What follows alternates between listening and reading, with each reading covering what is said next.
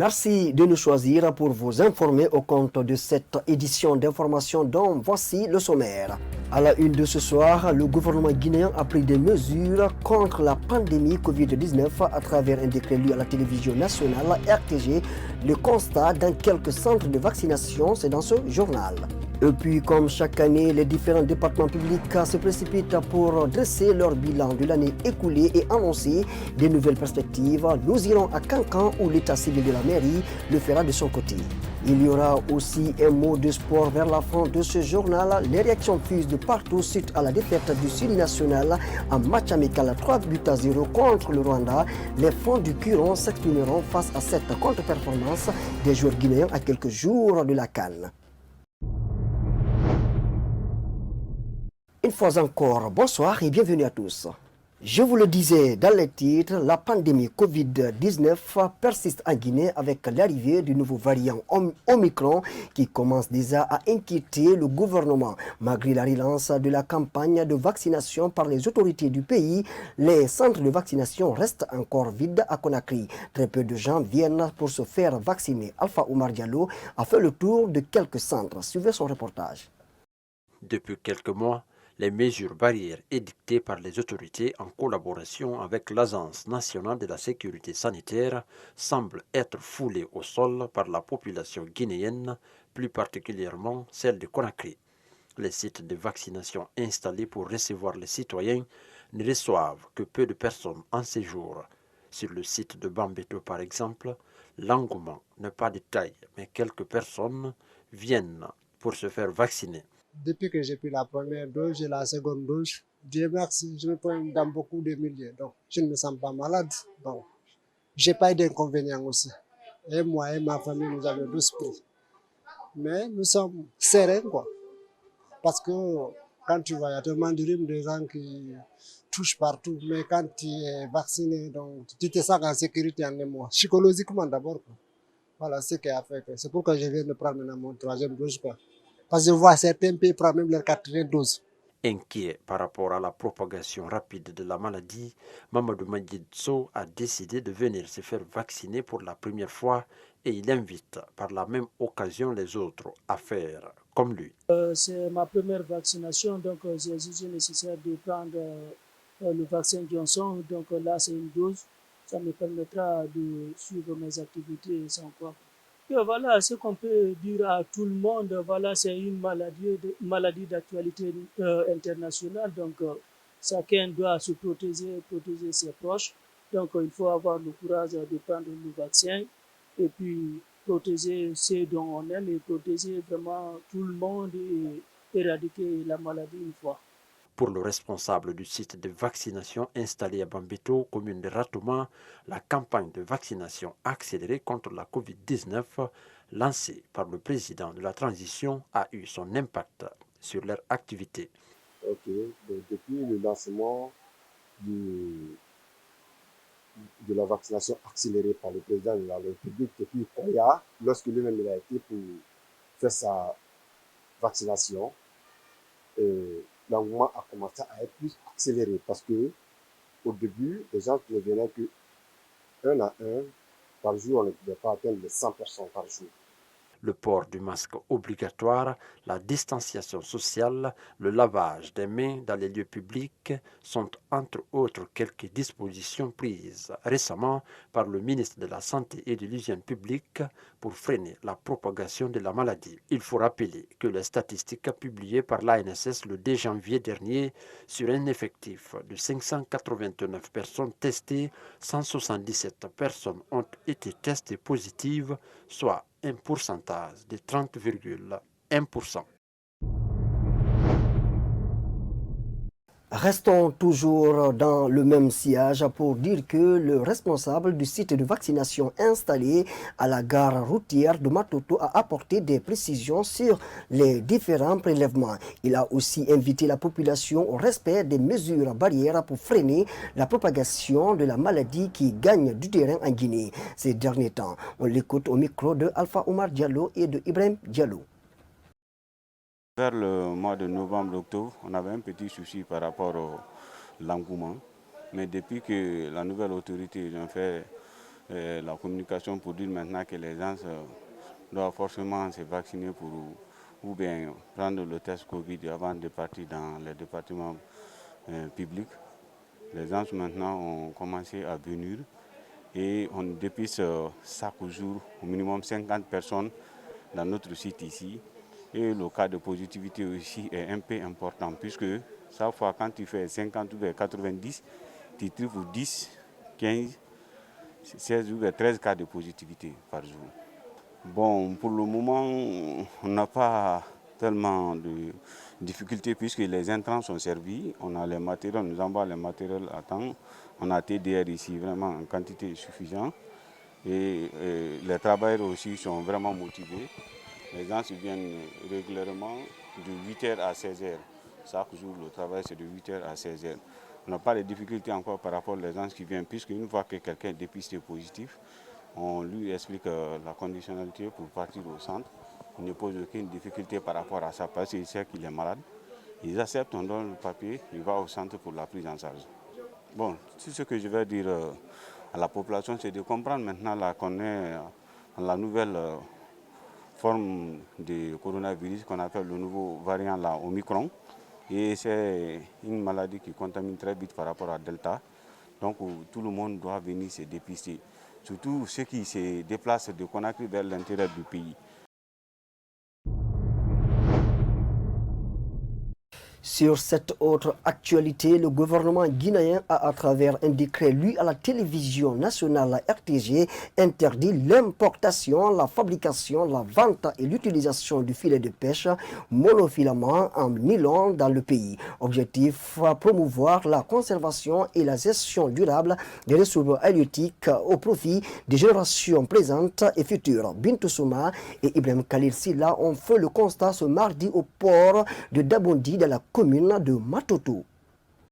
C'est pour promouvoir la conservation et la gestion durable des ressources halieutiques que le gouvernement de la transition a interdit à travers un décret l'importation, la fabrication, la vente et l'utilisation du filet monofilament en nylon dans les différents ports de pêche en Guinée. Avant la prise de cette décision, les pêcheurs artisanaux ont d'abord tenu une réunion à cet effet. Le responsable de la jeunesse du port de Dabondi revient sur cette rencontre. Koukoude, Kamsar, Bongolon. Koukoude, Kamsar, Bogolon, même les 6 communes de la capitale, nous nous sommes tous retrouvés à Kabak pour une réunion. Il a été convenu à l'unanimité d'utiliser prochainement le filet numéro 30 et 35. Ensuite, il a été décidé de ne plus utiliser le filet monofilament pour le bien de la population. On s'est réjoui vraiment de cette décision du gouvernement.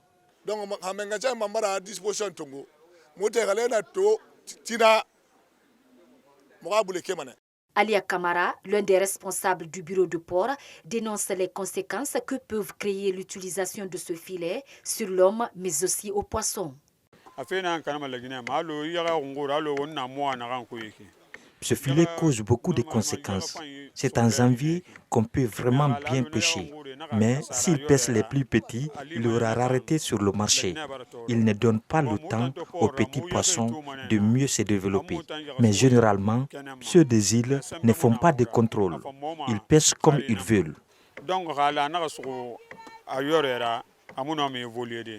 Plusieurs types de filets sont utilisés dans les débarcadères et sur les îles. Mais le numéro 30 est celui qui est conventionnel et recommandé aux pêcheurs afin de sauver les ressources halieutiques et pour faire profiter la génération présente et future. Les autorités doivent faire des patrouilles dans les ports pour le respect de cette décision. Tous les chefs de port doivent y veiller strictement sur l'utilisation de ces filets nuisibles.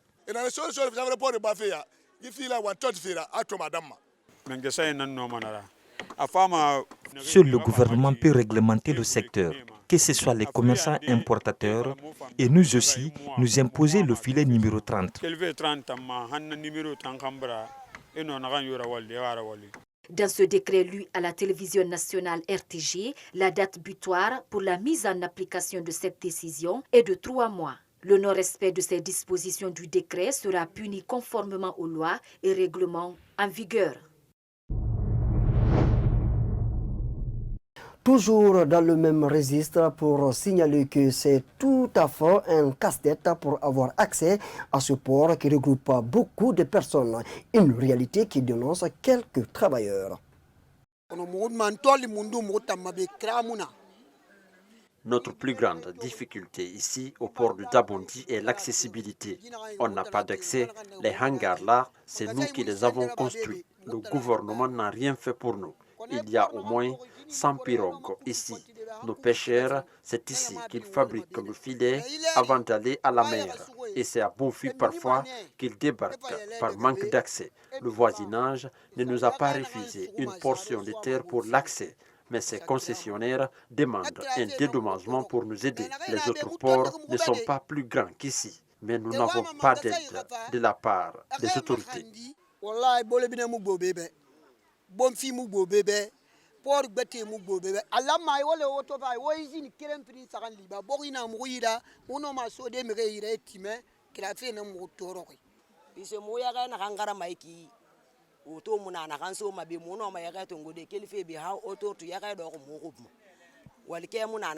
Après avoir fini de fumer le poisson, le transport est difficile car les véhicules n'auront pas d'accès. Seuls nous le portons sur la tête pour rejoindre l'autoroute. Je demande à l'État de nous venir en aide.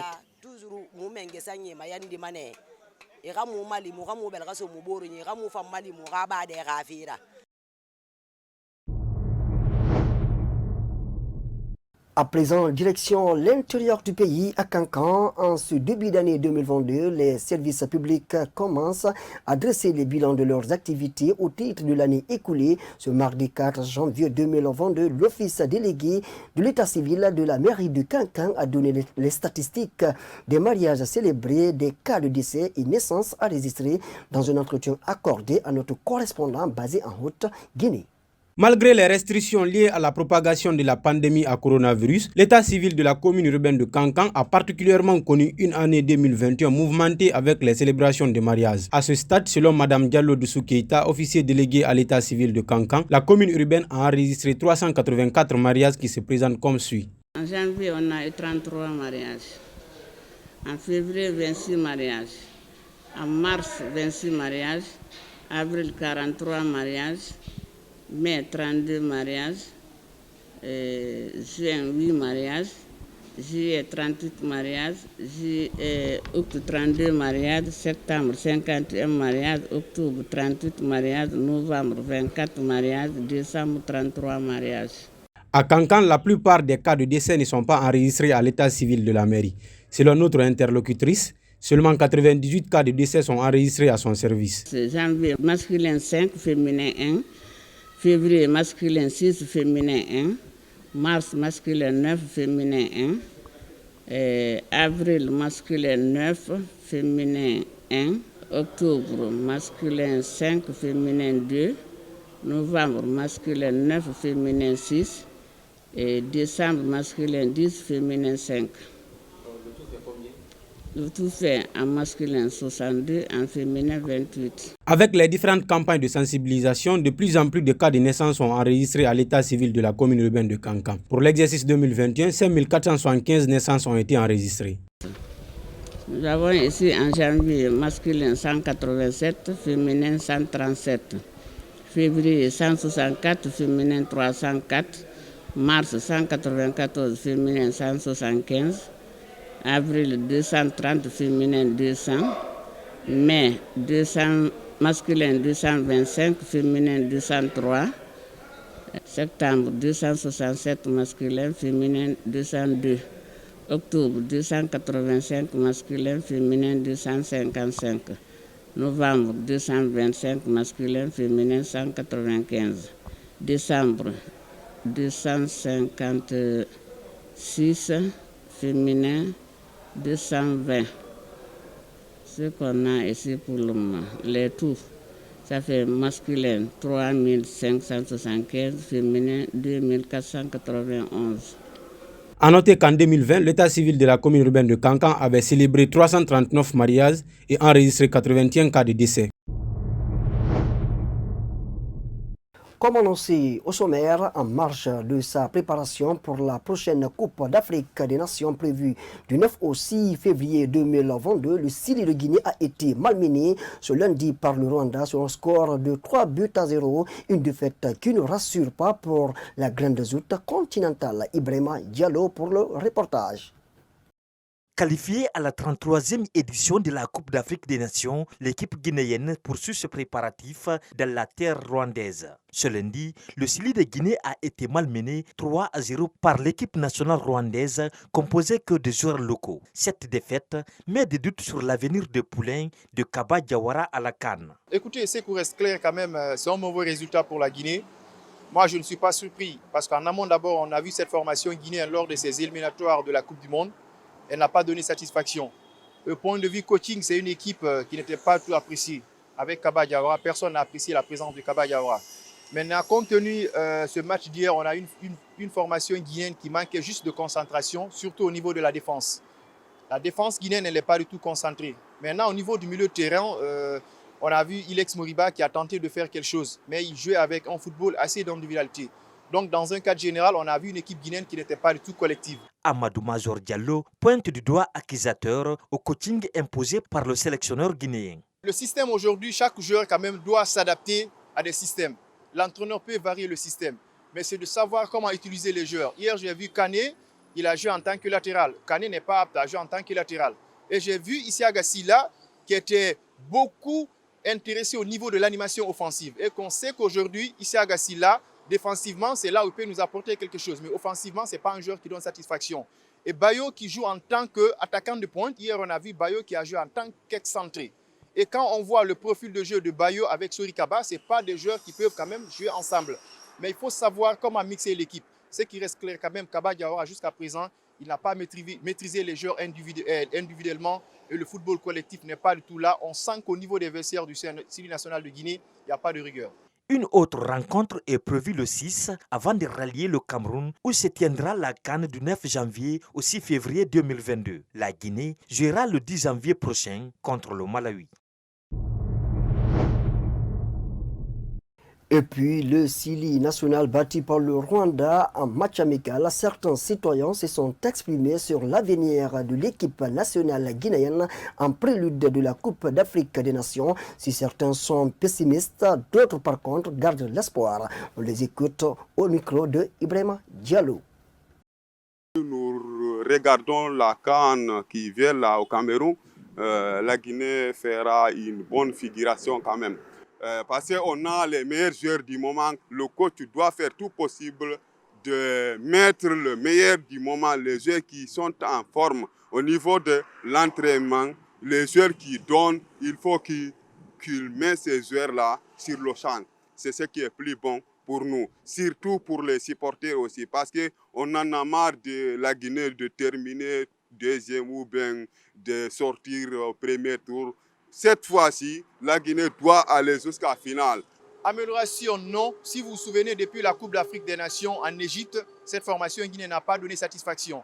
Et les coachs qui sont là à prendre la reine de cette formation guinéenne, ils ne sont pas à la hauteur comparativement aux entraîneurs qui sont présentés. Quand on prend des entraîneurs comme Florent Ibengue, Lapé Bangoura, Claude Leroy, ce sont des entraîneurs matures qui sont aptes de coacher une équipe nationale. Mais Didier Six, ça fait belle lurette qui n'est pas entraîneur. Et si on prend aujourd'hui Kaba Diawara qui n'a pas assez d'expérience, c'est presque la même chose. Bayo, c'est un bon attaquant. Il fallait le sélectionner, c'est forcément parce que vu qu'au niveau qu'il se trouve au niveau du championnat français, c'est un bon attaquant, il réalise des buts. Il fallait l'envoyer effectivement. Kaba Diawara a fait un bon choix. Bon espoir par rapport à la CAN à la Guinée, vu que nous sommes dans la même poule avec le Sénégal et Zimbabwe. Donc, pour se qualifier d'abord, il faut affronter le Sénégal. Ça, la première des choses que l'équipe guinéenne doit faire, c'est essayer de faire quelque chose pour battre le Sénégal. Voilà, chers téléspectateurs, c'était le monde du sport qui met fin à cette grande édition d'information. Merci à tous de votre aimable attention. Portez-vous bien où que vous soyez à travers le monde.